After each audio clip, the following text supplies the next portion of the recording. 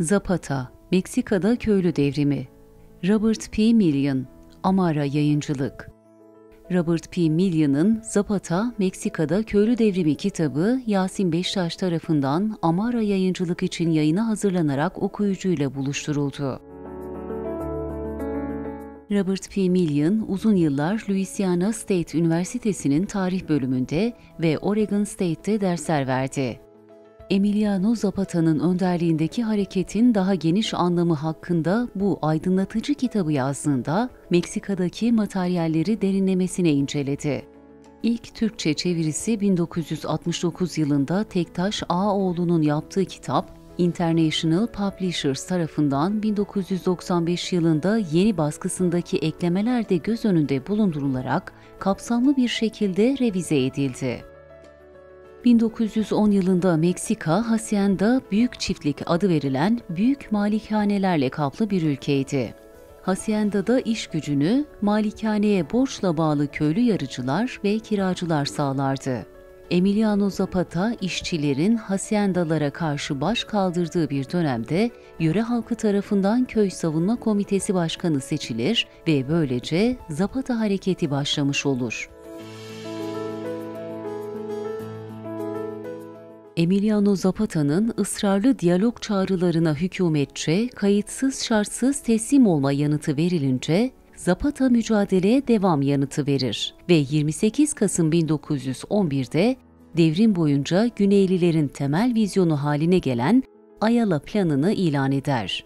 General Huerta ilkin Zapata'yla görüşmeye çalıştıysa da toprak ağlarına dayanan hükümetle devrimci köylü grupları arasındaki kesin ayrılık bu konuda başarılı olmalarına izin vermez. Zapata'nın Huerta'nın üstü kapalı tekliflerine verdiği şu cevap, devrimci ruhun tam bir inanışla dile gelişi olur.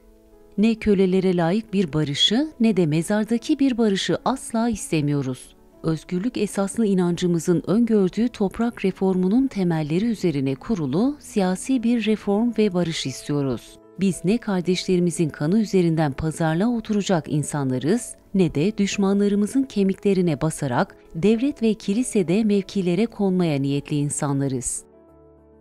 Yazar derinlemesine bir araştırma sonucunda meydana getirdiği eserinde Zapata'yı ve devrimci hareketini çeşitli yönleriyle tanıtıyor ve devrimler tarihi içinde gerçek yerine oturtuyor.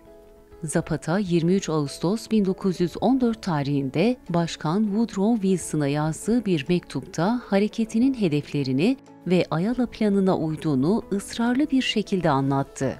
Zapata, Meksika topraklarının birkaç büyük toprak sahibi tarafından tekelleştirildiğini ve devrimcilerin temel amacının bu tekeli yıkıp toprakları yeniden dağıtmak olduğunu anlattı.